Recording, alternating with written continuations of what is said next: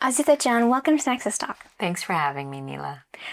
So this is actually such an honor for me to sit with you. This is a full circle moment because I actually met you for the very first time 3 or 4 years ago through the screen, through the United States of Al, which was a sitcom that came out at a very timely time. It was 2021 and we had left for Pakistan and I was watching United States of Al in hiding. And it was really, emotional for me to see Afghanistan being reflected like that because the United States of Al is about an Afghan guy who is evacuated with the help of his American friend. And, when you watch a good movie, a good sitcom, you go through the loophole of stalking all of that cast. And I was looking for who's actually Afghan in the sitcom. And you were one of the few people.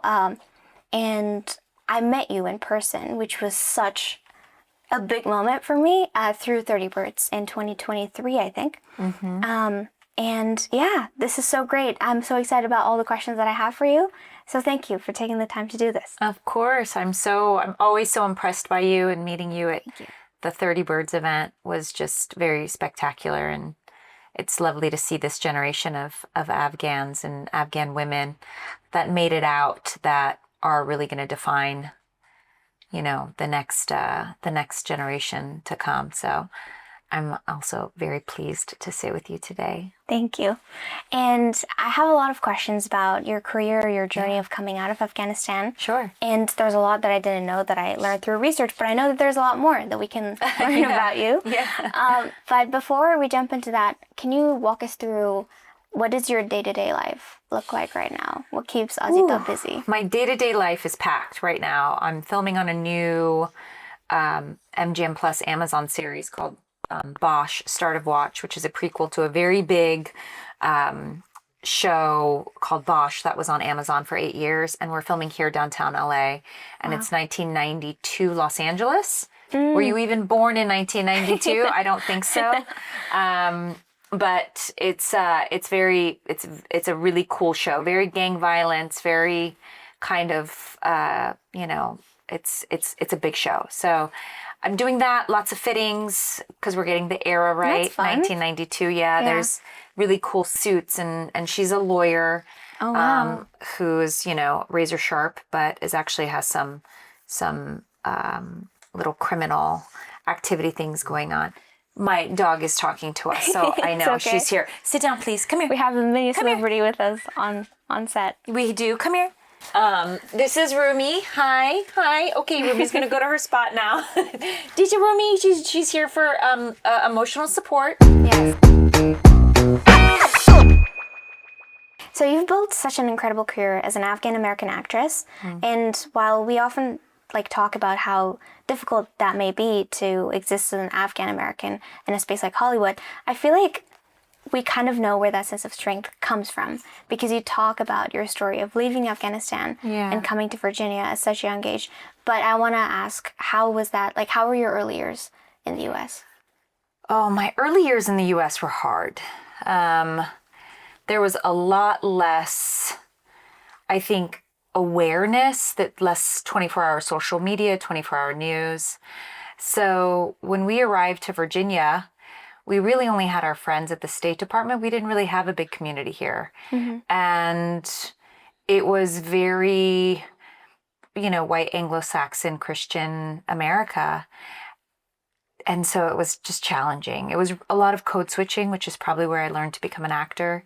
Lots of going to my school with the, small classes. Everybody was blonde and blue-eyed and wore, these little preppy outfits. And, I'd go home to, my parents weren't really adjusting well. My mom wasn't adjusting well. My mom had a really hard time.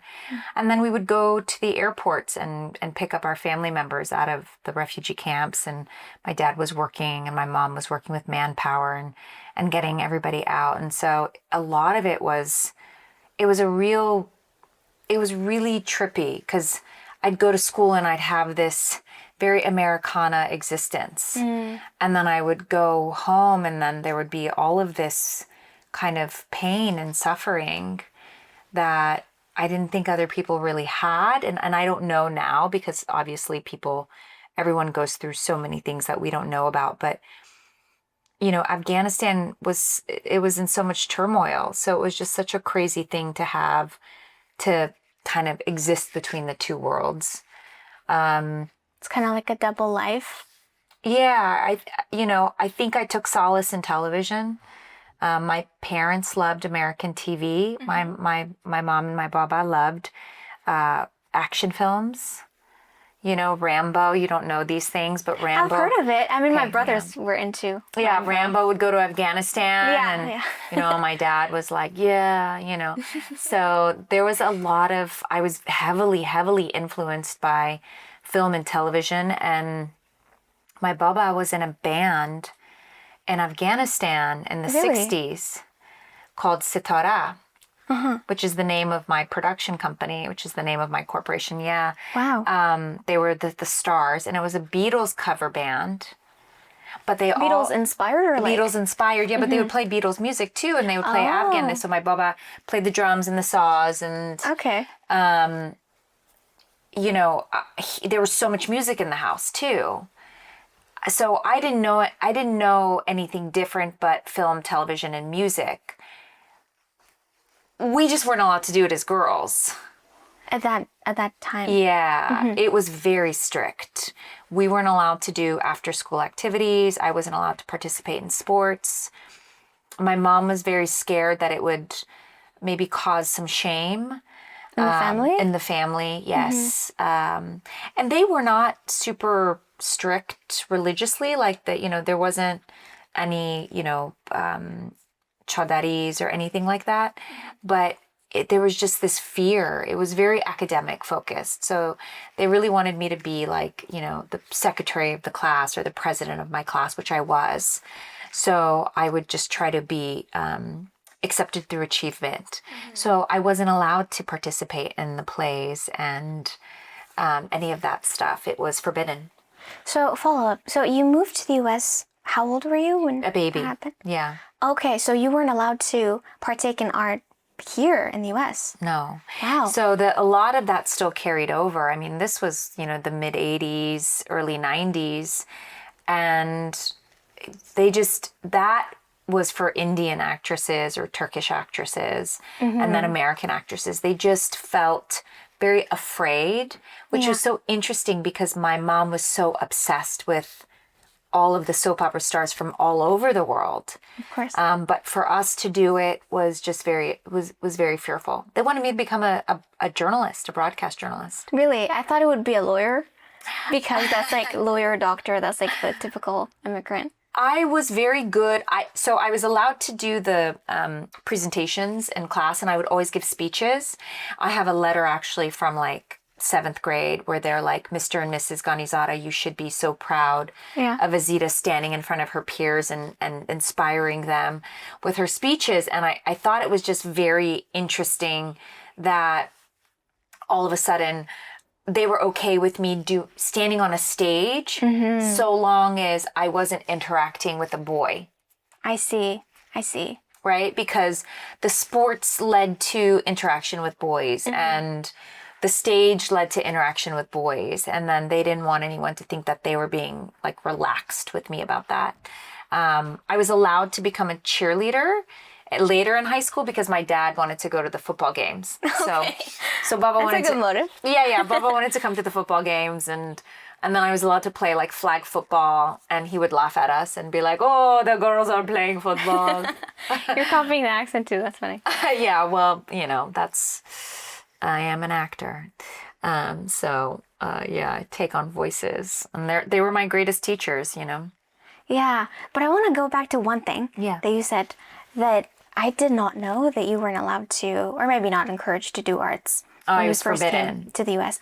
But And sports. yeah, but through research, I realized that after you graduated high school, you packed your bags and you were like, I'm going to give myself a month and go to LA and see if I can make it. Yeah. Well, I went through university. So I got my degree and I was like, I met a friend's dad who lived in Los Angeles and I went to school in the south of Virginia. And so it really was, I was not trying to be in the theater arts programs because it was, they were alternative and I was already one of one. I was a walking teaching moment at this time.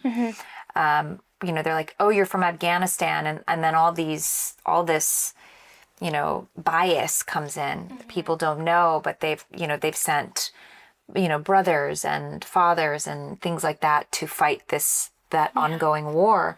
So I was constantly bombarded with bias and fear, and kind of had to walk around with that. So it was a very active war going on while I was trying to, find my place in the world. And I met my friend's father, and he was like, oh my God, you look like all the women in Los Angeles. And I was like, what? Because I hadn't seen, and I never thought anyone looked like me because it wasn't on TV. And I guess there was this huge Persian Jewish community here. Oh, that's why. Okay. Because I thought the typical LA girls are like the blondes with the blue eyes. But yeah, maybe then. But no, it's such a diverse population. To be honest, I didn't actually feel like I understood or felt safe in myself until I moved to LA. Wow. As much as I loved my upbringing in Virginia, I didn't really have a community of diversity. I see. When I moved to LA, all of a sudden my friends were from like South Africa and Brazil and, these very exotic places. And I was like, oh, there's so much diversity. There's so much individuality. I didn't feel as exotic or as different. It just felt like I was this person with these goals and ambitions that happened to be from a smaller, community trying to make that happen. Yeah. And I think this is a good time to talk about LA because this is my second time here. Yeah. But I feel like there's so much to this city. Yeah. How has it helped you? Can you talk more about how has it helped you to establish your, career, your identity as an Afghan-American actress? I didn't come here going, I'm an Afghan-American actress. I came here and said, I'm an actress. And then other people defined me. I see. Right? Okay. I just thought I'm coming here to act. Just like when I was in school, it's like I'm going to run for secretary of the class. I didn't run as the Afghan girl, or the political asylum seeker. Yeah. It's how people defined me. It's not how I defined myself. Yeah. And so I just came here to act. And then, everyone would talk about 9/11 and I was like, okay, so I ended up having to become a walking teaching moment because the images they were seeing on news were so violent and sad. And they're like, you're the face of freedom. And I was like, well, I don't want that pressure. That's a lot to take on when you're just trying to make your own personal dreams come true. Yeah. So through history and just time here, I kind of realized that I couldn't just be an actress. I had to really step in that definition of where I was from because there was so much bias and fear around Afghanistan and a lack of information and education and resources. So I kind of just stepped into that role naturally and I wasn't afraid of it. But I think, how did LA define me? I felt very free in LA. Yeah. I think something I did that's unlike most Afghan, women, girls at that time, I'd say, I was a young adult. I was on my own. I put myself through university. I did that through student loans and through working. I worked 4 or 5 jobs. When I got here, I worked at E Networks. It's like the entertainment hub. Okay. And we called it E University. I had a job there. I tutored the family. I lived in a guest house of a Persian Jewish family in Beverly Hills 90210 because I didn't know anything about LA, but I knew the TV show Beverly Hills 90210. So I knew it would be safe. So I moved to 90210 and I tutored their kids for less expensive rent. I worked at the door at nightclubs. I was going to acting class twice a week. Wow. I would house sit. I would pet sit. I just worked a lot of jobs. I never was afraid of working. I never had anything easy, so I didn't expect anything to come easily. Yeah. And you said, oh, how does she make it? That resilience. And I'm not a huge fan of being like, oh, she's resilient. It's more like I just didn't know anything different. Like, it's like when you're met with that kind of maybe difficulty or like that adversity. circumstance. Yeah, like when you have adversity, it's just, it's not that it necessarily defines you. It just you're kind of forged in it. And then I think it's just, you have this grit. And that's really what pushes you to succeed. And when you're someone like me and you come and you do it solo, I wasn't tethered to anything. My parents weren't like, oh, go and become an actor. My mom wept and wept and wept and wept until I became successful. I feel so bad And then she was like watching my daughter on ABC 10 p.m. I love the accent. And I love her accent too. And I love my babas. I love their voices. I love accents. I love working in accents. I think they tell such a great story. I think there's so much history in a voice. So I'm not afraid of those accents. In fact, I'll go into any restaurant establishment and someone will speak in an accent and someone will go, I didn't understand them. And I'll say, oh, they said this. Yeah. Because I can hear it clearly. I don't know how other people can't. But yeah, so yeah, I felt very free here, but also I had to work. I had to hustle. There was nobody showing up. I didn't have a network of someone I could call and be like, hi, you're from Afghanistan. Like, Let me help you out. Can you take a meeting with me? Or even like, oh, you're from Iran. Will you take a meeting? That didn't exist. Yeah. I just had to kind of define my own way. There wasn't a person for me to look at and go, oh, okay, I get it. I see. I was just kind of like, okay, head down, work your butt off, build a craft, don't get in trouble, take your life experiences and show people what you can do. Which is impressive. But I want to make it clear because I'm a bit confused. So you finished undergrad in West Virginia, and then after undergrad you were like... I was in Virginia Tech. So like the Blacksburg, it was called Blacksburg, Virginia, and they called me Azita. Azita, okay. yeah, they couldn't say Azita, but they'd be like, hey, Azita. It was really lovely. I worked in a hair salon there, and they were fantastic women. I finished undergrad, and then I bought a one-way ticket after I met my friend's dad, and I gave myself 30 days. There was no return. It just said one way. Yes. And I didn't own luggage, but my mom had the maroon suitcase we came over with. Okay. From Kabul, and it was missing a wheel. Oh. So I took her maroon suitcase. Okay. The big, you wouldn't remember these, but this was Maybe from not. the 70s. You had these like big maroon leather suitcases. Others will know, yeah. Yeah, it was like maroon, like there was leather. The 70s were cool. And that was my mom's, that was my mom's era. So I took that suitcase and I packed it and I moved here and I said, I'm going to figure it out. And I had $1,500 in the bank. Wow. And I figured it out. And how does that even look like, the early days you come to LA in that kind of a situation? It was fun. It was a lot of fun. It's adventurous. It was adventurous. I wasn't afraid. There was a whisper. There was an instinct. And I made friends fast. I met people in the industry quickly. I tried not to burn any bridges. I had fun. I met people out. I socialized, and I would ask people questions, and I would learn things. And I worked at E, and I got a job. It was an adventure, and you have to go on those adventures in your 20s. Yes. Because as you get a little older, those are the adventures that, define you. And you're welcome to pivot at any stage. I just haven't pivoted because it just kept working out. The path kept revealing itself while I was walking on it. So it wasn't like I wasn't muscling anything. It just kept showing itself to me. And I was like, okay, I see you. I'm going to follow you. And early in your career, you kind of touched on it. The fact that you didn't come as an Afghan-American, but that revealed itself to you in a way. I learned by research that you were encouraged to change your name to play like different roles. Like you could play a Latina or European. Your publicists and agents would tell you. But you chose not to hide behind that. But looking back, how do you think that staying true to your identity has been rewarding or like helped your career?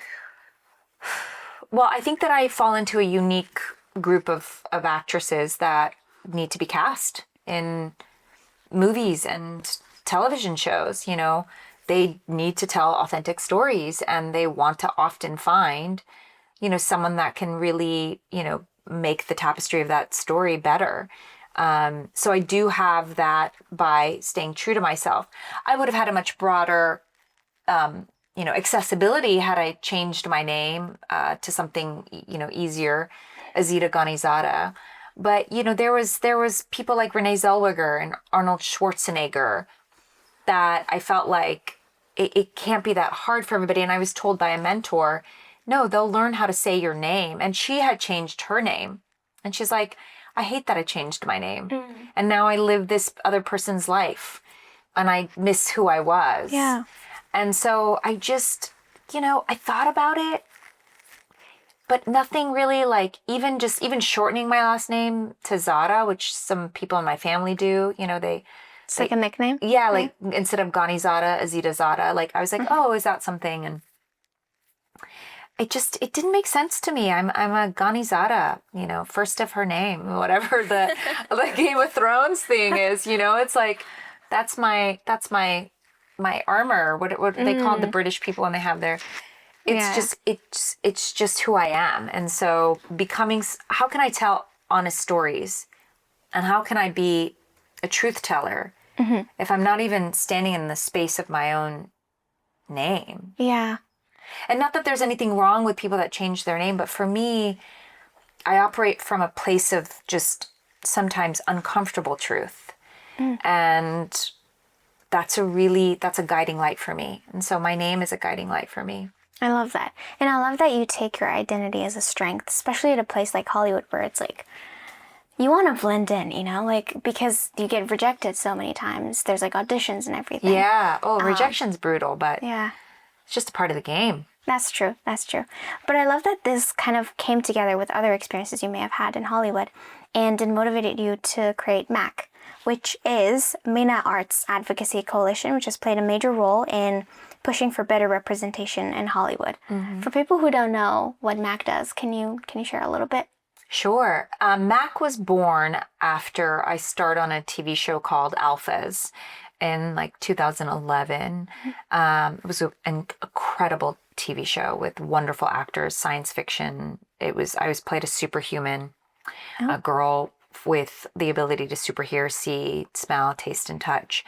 And I had parents that spoke Farsi. Like, really, we were really doing something special, but it wasn't really defined again by ethnicity. People were like, Azita, what do you want to do? How do you want to play it? And so she became Rachel Perzad, but she was named Rachel Myers when it was cast, and then they adjusted it. And after that, I kept auditioning for TV shows, and I had been quite successful, but that's when the ethnicity thing became interesting. They were like, well, Azita, you're white. And I was like, what do you mean I'm white? You don't hire me for white roles. They were like, well, because the U.S. Census includes Middle Eastern people as white. And I was like, well, I'm not Middle Eastern, I'm Asian. And they're like, but you don't look Asian, you look Middle Eastern. They have their own categories. They have their own category, which is Caucasian. And they were like, you need to call some organizations. You guys don't have an NAACP or something like that for people of kind of the Middle Eastern community. And I was like, that can't be true. And so there was MPAC, which is the Muslim Public Affairs Council, and I called a wonderful woman there named Sue Obeidi, who's been a guiding light for me and through the work I do with MAAC. And I was like, well, what are you guys doing for actors? And she was like, we don't really focus on actors. And I was like, she's like, we focus on executives and writers because that's where we feel like the change really happens. Okay. And I was like, oh, okay. So then I called my union, the Screen Actors Guild, and they were like, we don't know what to do about that. Like, you guys need to have a coalition. There needs to be enough actors that care in order to push this, have momentum to push this forward. And people kind of wanted us to go through the Muslim route. that didn't feel fair to me, nor did it feel fair to the legions of performers that are, Christian or Jewish or Baha'i or Buddhist. Yeah. That come from that part of the world, right? There's Lebanese Christians. There's so many things. Yeah. That why are we the only group that's identified as Muslim? I don't know what religion that's Tom Hanks is. Do you? I don't. Do you know what religion Jennifer Aniston is? No. Okay, who's your favorite actor? Let's go with Dakota Johnson. What religion is Dakota Johnson? I don't think they focus on it enough for us to learn about that side of their lives. So why is it that this specific group has to walk in and identify as Muslim? I see your point. Right? Yeah. Why is it as performers, we just escape into telling stories, not religious stories, right? But they just kept wanting to identify our communities, which is everything from Egypt through Afghanistan, as you're Muslim, which is great also because you need to protect Muslim storytelling. But for the performer to have to identify that way in order to have safety in casting didn't make sense to me. Yeah. In order to be hired as an actor at AFTRA Alphas, I needed to be diverse. But I wasn't diverse because I was Middle Eastern and that was considered Caucasian. Okay. It was a big mess. Yeah, it seems like it. Yes. So I built MENA Arts Advocacy in order to establish a box, like a census box.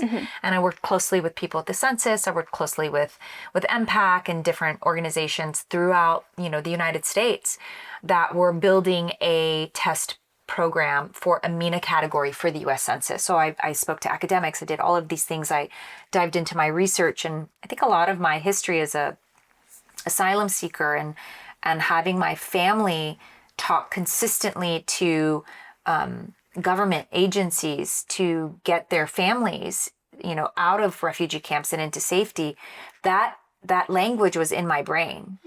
I knew how to work the system, and I had worked on Capitol Hill in high school. It was my AP English project was to shadow a congressman on Capitol Hill. So I'd had some experience, doing this. All that leadership that my parents made me focus on when I was little actually was what pushed me to be able to figure this out. And so I gathered a few very valuable and, important Middle Eastern, North African, South Asian actors who had felt this happening to them also, where I could no longer play what I played in Alphas. I could no longer play what I played on Entourage. They now wanted me to be a hijabi Muslim or to speak in an accent in order to be hired. Because I was not getting the normal roles anymore that I used to get. They're like, well, we can't define you. And diversity became this very important thing to studios to define. And so I was like, let me remove this roadblock for our community. And that's when I really started to find different actors from throughout the region. This was 2016? Yeah, it started in 2014. Oh, okay. The first kind of rejection of oh, you're considered white. And I was working, but I was, and you network test. I was network testing for a lot of things. Yeah. And I was not getting them. So the thing I loved the most, the thing that was safety, the thing that I found so much peace in was now being taken away from me. And I had to go back to this kind of the struggle of why don't I exist? Why don't I belong here? Why am I having to redefine myself again? Okay, how do we fix this? And I found a big community, all of these people that were you're considered white, which had never been treated white. It does not make sense. It doesn't make sense, right? And after we kind of coalesced and gathered and built this coalition and we lobbied the Screen Actors Guild. I, spoke to so many people, and I went through their casting data report in the SAG-AFTRA AMPTP 2017. This was in 2016. Their agreements, our theatrical contracts, which you just maybe heard about. There were big strikes. Yes. So I went through that and I was like, oh, how do we add this category here? And worked with my union And it took about 3 years, but we were able to beat the US Census and add a MENA category to the hiring category inside the union, which then opened up the casting world. And that happened in 2017, 2018. And now it's an official category in the US Census now in 2026. And actually Afghanistan is Asian officially in it. We're not Middle Eastern. Okay. We're officially Asian. We're considered South Asian. But the South Asian community never really reached out to me here. They don't see me as South Asian. All of that is so complicated. It's so complicated, Yeah, 'cause right? some Identity people- politics. Some people say we're like Central Asian. Yes. South. I haven't figured it out myself. I think we're Southwest Asian, North African. SWANA is really kind of the thing that is the safe place that a lot of universities and educators and academics kind of are defining here in the United States, but no one actually in Afghanistan or Pakistan or Iran or Syria are calling themselves SWANA, Yeah, it's my first time hearing Yeah, that. yeah. So anyway, so we achieved that, and then through that, my career had kind of paused a little bit because I was doing educational trainings. I was all of a sudden With MAAC. an academic and working with experts and consulting on all these things, and really feeling responsible now for 22 countries to have the ability to say these actors to go, we have a place and we're defined in here.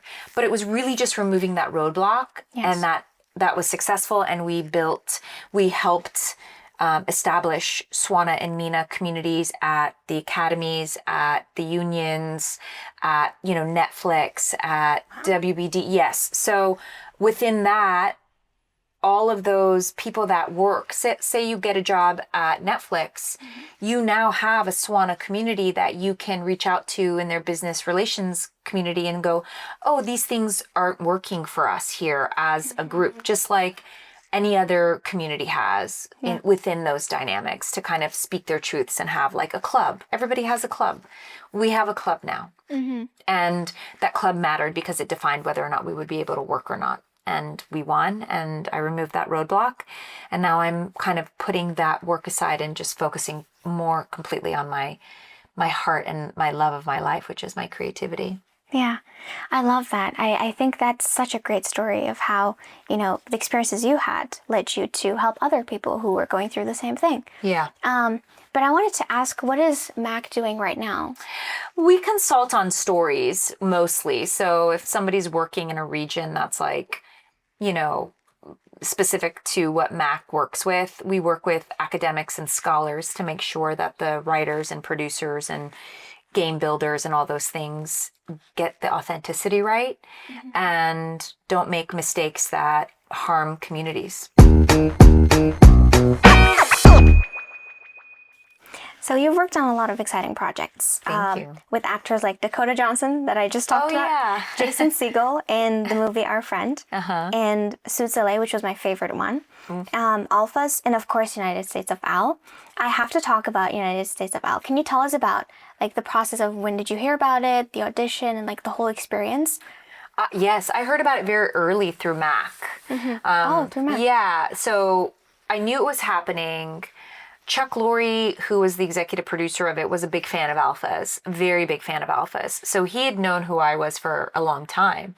So he had brought me up to the producers from the beginning. He's like, there's an Afghan actress who was on a TV show called Alphas that I loved. How do we fit Azita in? Which was very sweet and very generous of them. And then the network, CBS, had reached out and was like, we really want to find an Afghan lead. So we were helping them, sending them names of actors through the database we had, which we unfortunately had to kind of shut down because it just wasn't being utilized by the industry enough. But we had sent them a bunch of names and, so many Afghan actors, had kind of auditioned for it. And we were just trying to like support them how we could, helping them also find writers and things like that. But the producers did their due diligence, and so did CBS. They hired, I think there was Fahim, Ursula, were those the two? Yeah, Fahim and Ursula were the two Afghan writers in the room, and then Hila was the showrunner's assistant. Fahim, the comedian? Yeah. Oh, okay. Yeah, he was a writer on the show. That's amazing. I didn't know that. Yeah, yeah. Well, we actually met at the event. Yes. That's why he was there. Okay. So Fahim was he played my brother on the show, the DJ. He played the DJ. He was my brother the dentist who wanted to Is that season 2? Yes. Yes. I haven't watched that yet. Oh, season two is great. There's a lot of Afghan storytelling in season 2. There's a big Afghan family. You know, there was one of the man who played my dad, Sajan Wali, who's amazing, and he's not much older than me, but they grade him up. He'd read to play Al. You know, like I think they all had auditioned to play Al. And Adir, who got it, who's South African Indian. Yes.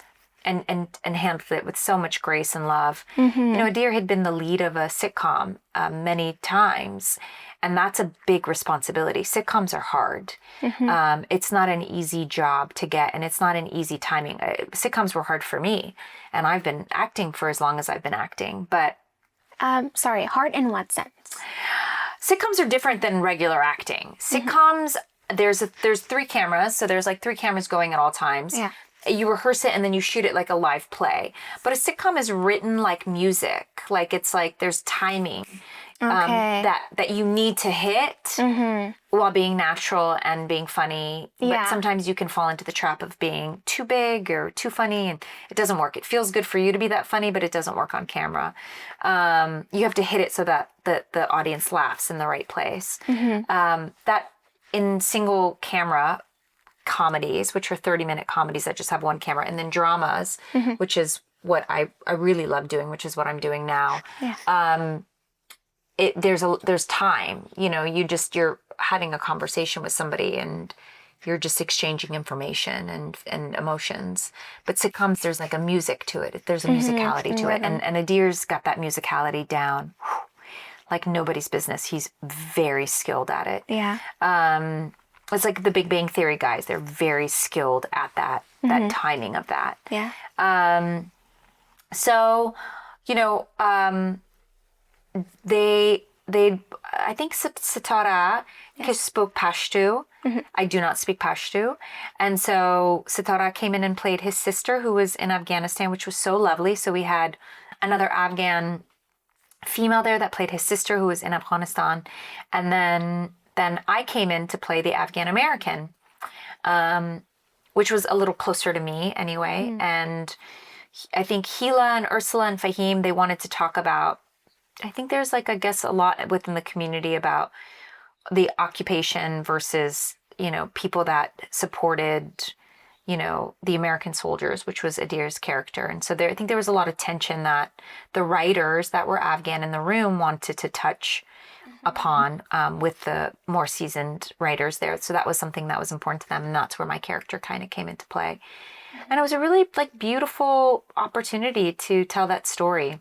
And then the second season we pick up on the fall of Kabul, and it was a really intense season. We were doing a lot as a show, and I was very proud of those producers and that cast because they were very committed. Not only did they help girls escape, you know, they helped many people escape from, you know, Afghanistan at the time.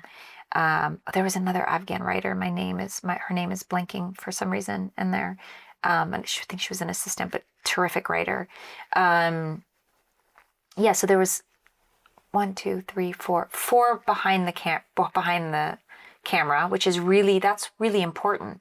It's really important. And then there was 1, 2, 3, 4 in front of the camera on the show. I think you'll see that more in season 2. Yes. But yeah, I was just very proud of what they were doing. Yeah, I mean, and me as someone who's didn't contribute at all, but I was like, as someone who was an outsider, I was really proud to see that Afghanistan was finally given the spotlight that it deserves, because the fall was a big thing. It affected many people. Many lives were changed because of it. And for the sitcom to come at such a timely time, how did it feel for you to finally, you know, have a show or a sitcom that's centered around the story of your identity as an Afghan. I thought it was lovely. I think that the show was met with backlash from the community, unfortunately, before it came out, because they were upset about Adir's casting. And, I always say, people, especially in small communities, they're very scared of the stories that are going to be told about them. Mm-hmm. And they thought that this would be centered on war. Okay. But it wasn't. It was centered on a human story. It wasn't at all. Yeah, it was like Adir's character was such a full character. Like, what is it? Well-rounded. Yeah. But people weren't willing to see it that way. So before it even came out, I think they were like trashing it online, which... But there's always hate comments.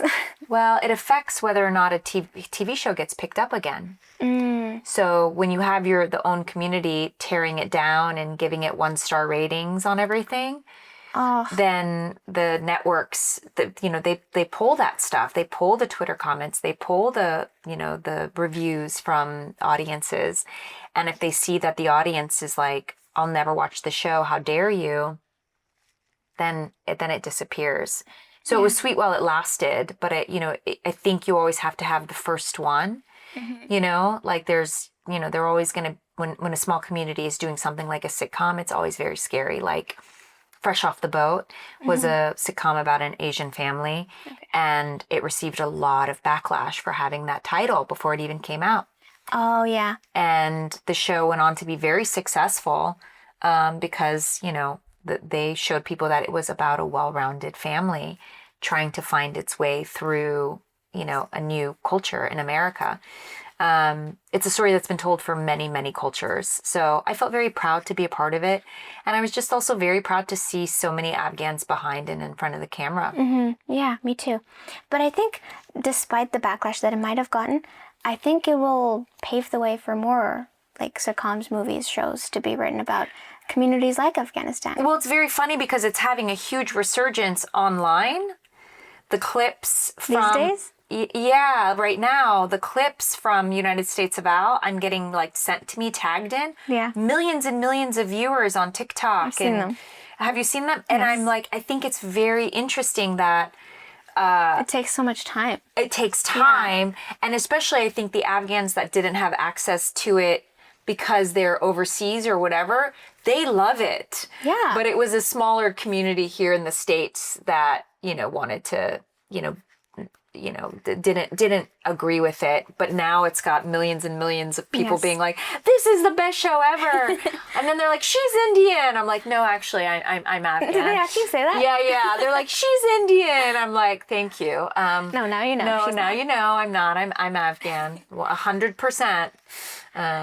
Yeah. No, but the show is loved more than it's hated. I think so. Yeah. I think that's what I, it took a minute, but I think in the initial idea, there was so much fear, which I think ended up making it short-lived. But now that people are seeing the clips, people are like, this is great. And it is, it was great. And what is keeping Azita busy these days? What projects are you involved in? I just completed, I have a great character in a miniseries called Joseph of Egypt. Her name is Zuleika, and she plays Potiphar's wife in the Bible who tries to seduce Joseph and accuses him then of rape, and he gets thrown in jail and he becomes the Pharaoh's main advisor. And this character is very fun. My hair is like down to here, and I'm, she's in all these like prehistoric kind of outfits.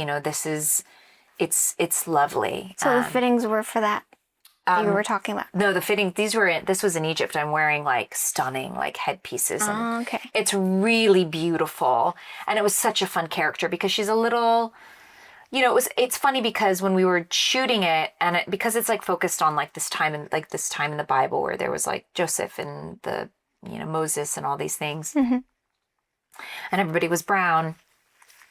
And that's what's reflected mostly in the show, which is great.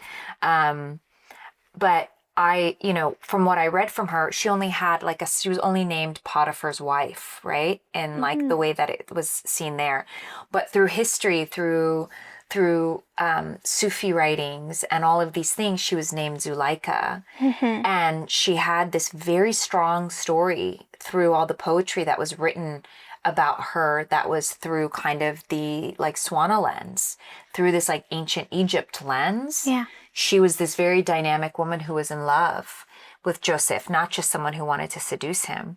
And so that was my way through it, I was very much in love with him. And so it was a lot of fun doing that research and learning about things that to be honest, I didn't really know much about.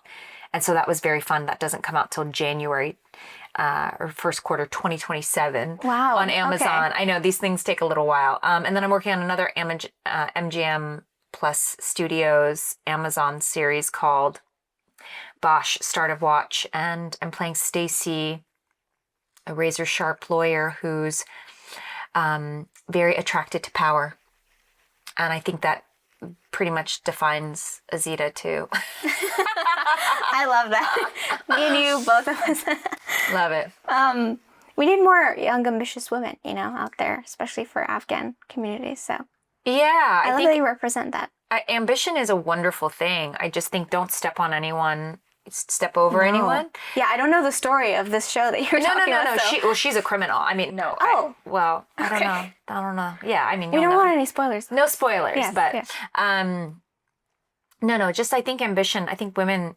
I think it's so funny. I think that women are great leaders, and I think that women are somehow through society being ambitious is something to be maybe afraid of saying that you are a leader, saying that you have ambitions outside of traditional norms can be very frightening. I think especially right now in society, that's a big hot topic conversation of women going through school and prioritizing career and their own ambitions before prioritizing traditional norms. And I fell in love with storytelling at such an early age. And I think as Afghans, actually, we're some of the best storytellers in the world. I truly believe that. Yeah. I think art and history stemmed from that part of the world. There's just so much beauty historically that's been drowned out by war and tribalism and occupation and imperialism. And it's really quite sad that it's not focused on all of its cultural contributions through art and music and storytelling, and it's more focused on, the demonization of women and all of these things, because there is just so much beauty to what we are as artists and storytellers, which has been hidden through decades of violence. So I kind of stay focused on the cultural aspects of the storytelling and not on the decades of violence. Yeah, and I love that. But overall, from everything we've talked about, you've built an incredible career of being, I don't know if you're going to love this or not, Afghan-American actress. That is what I am. I don't know. There were some thoughts, but for over 20 years. Yeah. And I can't help but think there must have been some very low lows, but very high highs. Yeah. But looking back right now, what is a moment that you're the proudest of? I think when you're in a low, I think betting on yourself and believing in yourself is the greatest gift you can give yourself. No one else can give that to you. Yeah. Right?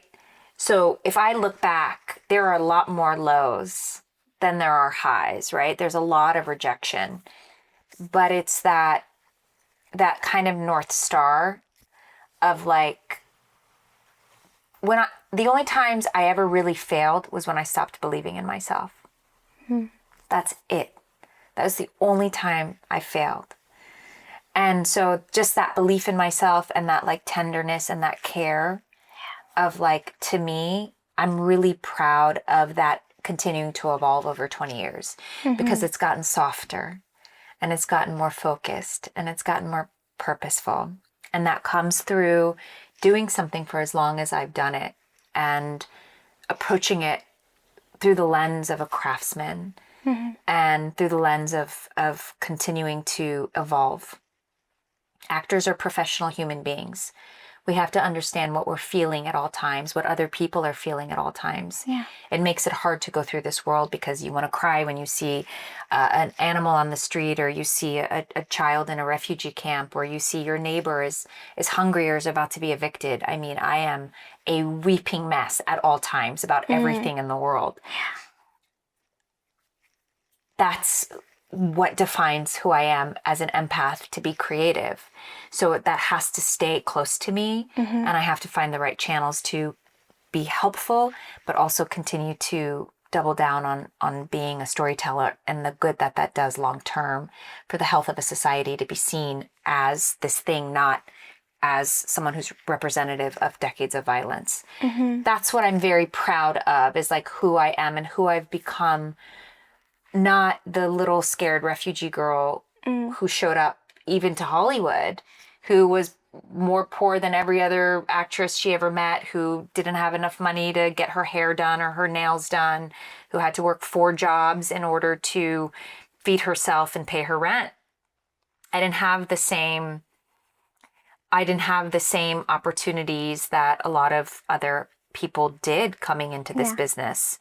I really had to take care of myself, and I feel very, very proud of that. And then I felt very proud to take all of that TV and film that I was able to do and be offered the Kite Runner on Broadway.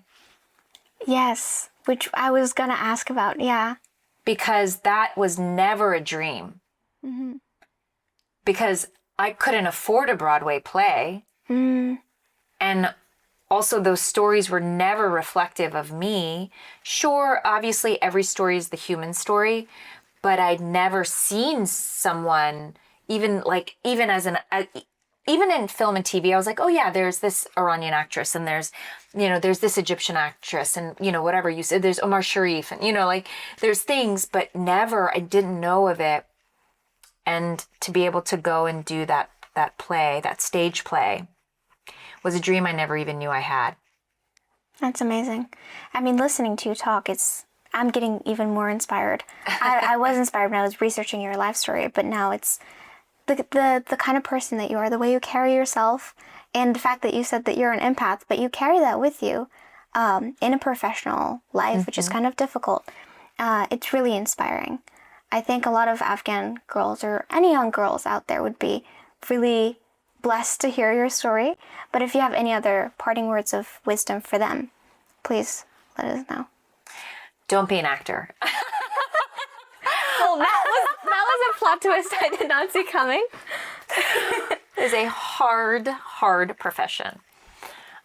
But I never thought it was hard for me, which is a weird Twilight Zone way to think through this business. Yeah. I never saw it as an impossible thing. I always saw myself on the stage accepting the gift. And I think if it's that clear to you, you have to follow it. For the girls that are watching this, oh my God, there's just so much. Yeah. There's so much. My heart breaks. I know there's another generation of young girls that are going to lose so much life because of patriarchy and misogyny and violence against them in a way that's it's unacceptable and it's barbaric, and my heart absolutely breaks. And so for the ones that made it out, you have every right to live your life as big as you want to live it. As big as you want to live it. You can't really live it defined by anyone else's terms, and you may ruffle some feathers, but that doesn't really matter. Life is really fast. It's very fast. So you have to do what you want to do with so much grace and love. Always follow the yes. If you're doing something for a long time and it's not working out, you might have to evaluate pivoting. And don't be afraid of the pivot. The pivot is not failure. Ever. Yeah. It's not. I had to pivot and build MAAC for like a year and a half, 2 years. I didn't know what was going to happen for me professionally. I didn't know that I would kind of come back up, you know. You have to follow the yeses, keep your life big, stay graceful, and, you know, don't take no as rejection, just take it as redirection. Thank you so much, Azita Jan. I've had such a great time talking to you. Thank you for all that you shared. Thank you, and thank you for everything that you're doing. I'm so impressed by you, and I can't wait to see everything that you become in this world, and all the young women that you're going to continue to inspire. Thank you. And older women like me. Not as much. I'm only getting started, so we'll see where it goes. But thank you again. Thanks, Nila Jan. Until next episode of Nexus Talk, stay informed, stay inspired.